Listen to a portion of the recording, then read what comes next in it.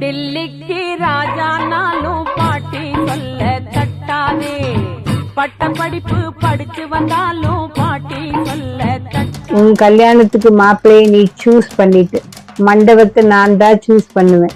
இல்ல நான் தான் சூஸ் பண்ணுவேன்.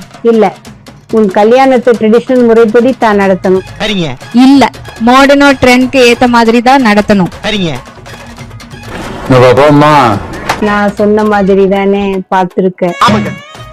இல்ல எங்க அப்பா எனக்கு பிடிச்ச மாதிரி தான் பாத்துருப்பாரு.